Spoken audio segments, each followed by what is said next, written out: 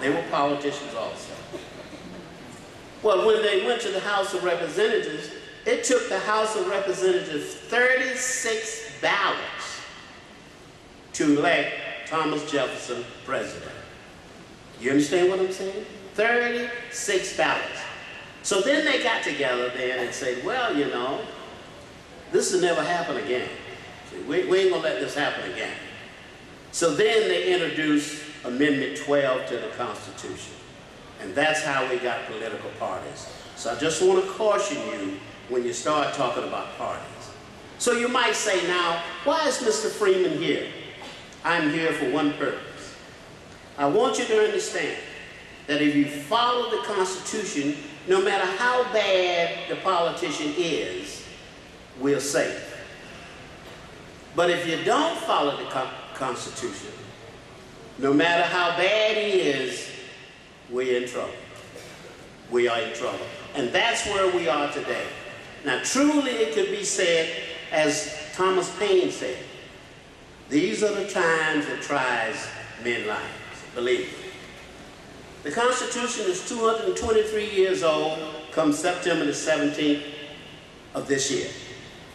It is an enduring document. What the Constitution says is what it means. Contrary to what Judge Napolitano or anybody else tells you, what the Constitution says is what it means. You cannot change the Constitution merely because you have the votes in Congress to do so. Don't let them kid you. We have a constitutional republic, not a democracy. And I know if you watch Fox News, you're going to say, well, Mr. Freeman, you're wrong. But be assured, I'm right. The word democracy does not appear in the Constitution. The word democracy does not appear in the Declaration of Independence. You do not live in a democracy. You live in a constitutional republic. And what that simply means is this. Any bill that's introduced in Congress must first comply with the U.S. Constitution. Now, as the other speaker most mentioned to you about the unalienable rights, life, liberty, and the pursuit of happiness. But one thing he failed to tell you is this. There's another part to that. To secure these rights, governments are instituted among men, deriving their just powers from the consent of the governed. Don't forget that. To secure these rights of life, liberty, and the pursuit of happiness, governments are instituted among men, deriving their just powers from the consent of the governed.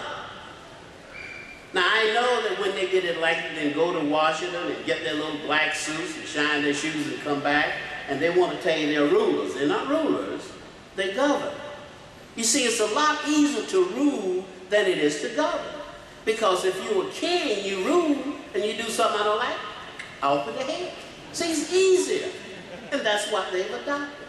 They're not governed, they adopted the idea of ruling. Ladies and gentlemen, we are in charge of the store. There's no question about that.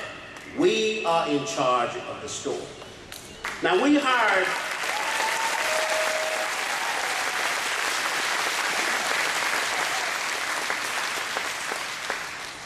We hired 545 people to manage the store for us. We hired them. They didn't get to Washington. We hired them to go and manage the store. Not to own it, but to manage the store in our state. Presidents won, and you made a humongous mistake with that one. The president is one, Supreme Court is 9, 100 senators, and 435 in the members of the House of Representatives. You made a mistake. You made a mistake. And I say that because in my old days of growing up, I come from a single-parent family, as I told you, in Washington, D.C. And my mother used to tell me all the time, and I never will forget it, and she only had a third-grade education. She'd tell me, she said, Glenn, be careful what you ask for, because one of these days, you just might get it. That's what we did this last election. In 1995, a bill was introduced in the House of Representatives. It's called the Enumerated Powers Act. And that act simply says that if you introduce any bill in Congress, that you will cite the reference in the Constitution of where that bill is authorized. That bill hasn't gotten anywhere. Now let me tell you how that works. You send me to Congress, you happen to be Googling, you see that bill, and then you come to me and you say, well, Representative Freeman, what happened to the Enumerated Powers Act bill? You know what I'll tell you? Oh, I signed on to it, knowing that the bill is not going anywhere. Now, ladies and gentlemen, you've heard a lot of speakers here today, but I want to tell you one thing. It is us against them. Now, you can believe what you want to believe. It's us against them.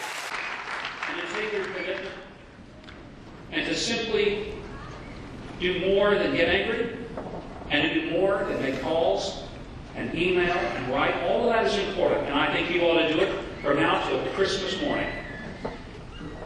But here's what I ask of you. This means nothing if next November you forget. This means nothing if next November you forget. This means everything if from now until next November, you let this Congress know that we know how to reach over and grab the handle on the ceramic bowl and push it and flush the whole thing out.